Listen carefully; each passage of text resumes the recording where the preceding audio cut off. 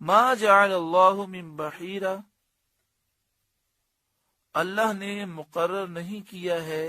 بحیرہ کو، ولا صائبہ،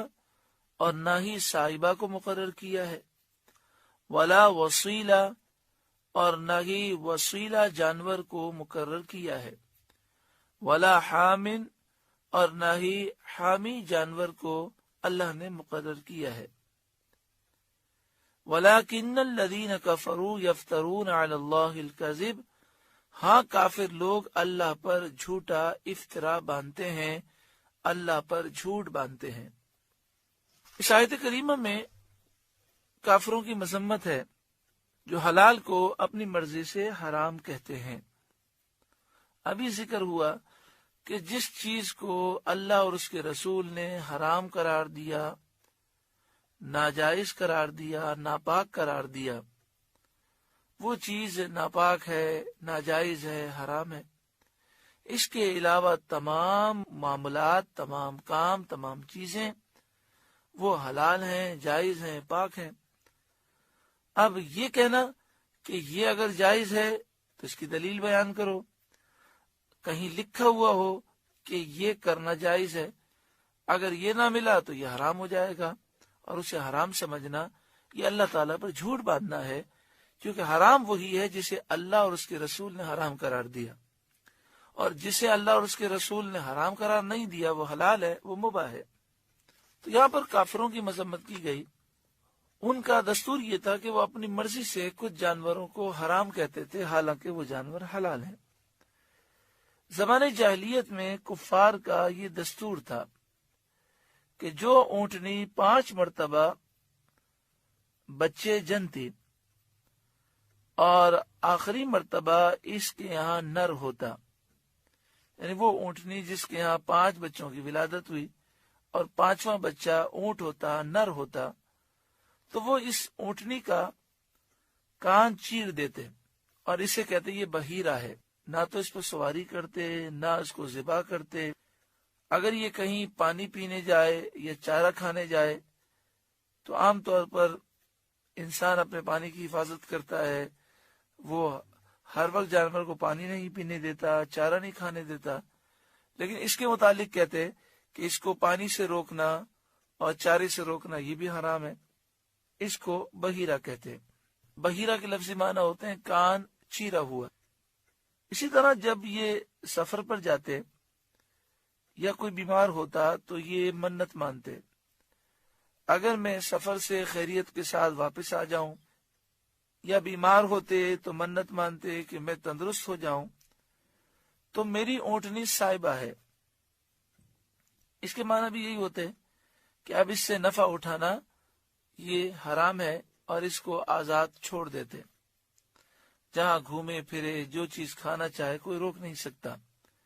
نہ اس پر سوار ہونا جائز ہے، نہ اس کے دودھ سے فائدہ اٹھانا جائز ہے، وہ یہ تصور کرتے۔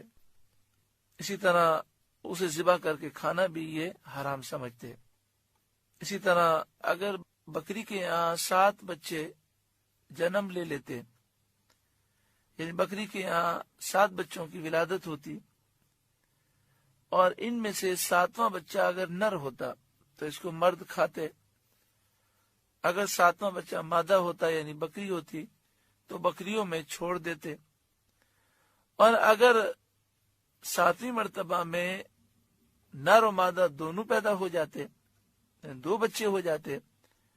تو کہتے یہ اپنے بھائی سے مل گئی، اس کو وسیلہ کہتے، سوات کے ساتھ وسیلہ، اور کہتے یہ بکری اب کھانا ہم پر حرام ہو گئی۔ اسی طرح جب نر اونٹ سے 10 مرتبہ اونٹنی حاملہ ہو جاتی تو کہتے اس اونٹ سے 10 بچے ہمیں حاصل ہوئے، لہذا یہ اونٹ حامی ہو گیا، اب اس کو وہ چھوڑ دیتے، نہ اس پہ سواری کرتے، نہ اس سے کام لیتے۔ اگر یہ چارہ کھاتا یا پانی پیتا تو یہ سمجھتے کہ اس کو اس سے روکنا یہ حرام ہے اور اسے حامی کہتے۔ یہ تفصیل حضرت صدر الافاضل مولانا نعیم الدین مراد آبادی علیہ رحمہ نے تفسیر مدارک کے حوالے سے لکھی۔ آگے آپ لکھتے ہیں بخاری و مسلم کی حدیث میں ہے کہ بحیرہ وہ ہے جس کا دودھ بتوں کے لیے روکتے تھے، کوئی اس جانور کا دودھ نہ نکالتا تھا، اور صاحبہ وہ جس کو اپنے بتوں کے لیے چھوڑ دیتے تھے، کوئی ان سے کام نہ لیتا تھا۔ یہ رسمیں زمانے جاہلیت سے ابتدائے عہد اسلام تک چلی آ رہی تھیں۔ اس آیت میں ان کا رد فرمایا گیا۔ ما جعل اللہ من بحیرہ، اللہ نے نہیں مقرر فرمایا بحیرہ کو، ولا سائبہ، اور نہ ہی سائبہ جانور کو، ولا وسیلہ، اور نہ ہی وسیلہ جانور کو، ولا حامن، اور نہ ہی حامی جانور کو، ولیکن الذین کفروا یفترون علی اللہ الکذب، ہاں کافر لوگ اللہ پر جھوٹا افطرا باندھتے ہیں، وَأَكْثَرُهُمْ لَا يَعْقِلُونَ، اور ان میں سے اکثر بے عقل ہیں۔ کیونکہ اللہ تعالیٰ نے ان جانوروں کو حرام نہیں کیا اور یہ کہتے ہیں کہ اللہ نے حرام کیا، تو یہ واقعی بے عقل ہیں، بہت ہی زیادہ بے عقل ہیں کہ ایک تو اللہ تعالیٰ کی طرح جھوٹ باندھتے ہیں اور دوسرا اپنا دنیاوی نقصان کرتے ہیں کہ یہ جانور اللہ نے فائدہ اٹھانے کے لیے حلال کیے، اپنی مرضی سے وہ اسے حرام کہتے ہیں۔ وَإِذَا قِيلَ لَهُمْ تَعَالَوْا إِلَى مَا أَنزَلَ اللَّهُ وَإِلَى الرَّسُولِ، اور جب ان سے کہا جائے آؤ اس طرف جو اللہ نے اتارا اور رسول کی طرف آؤ، یعنی اللہ اور رسول کے حکم کو مانو اور سمجھ لو کہ یہ چیزیں حرام نہیں ہیں۔ قالوا حسبنا ما وجدنا علیہ آباءنا، تو کہتے ہیں ہمیں وہ کافی ہے جس پر ہم نے اپنے باپ دادا کو پایا، جو طریقہ ہم نے باپ داداؤں سے پایا ہے وہ ہمیں کافی ہے۔ اولو کان آباؤہم لا یعلمون شیئا ولا یہتدون، کیا اگرچہ ان کے باپ دادا نہ کچھ جانے نہ سیدھے راستے پر ہوں، یعنی باپ دادا کا اتباع اور ان کی پیروی اس وقت صحیح ہوتی ہے جب وہ اہل علم ہوں اور سیدھی راہ پر ہوں، نیک صالح ہوں، تو باپ داداؤں کی پیروی کرنی چاہیے۔ لیکن جب باپ دادا گمراہ ہوں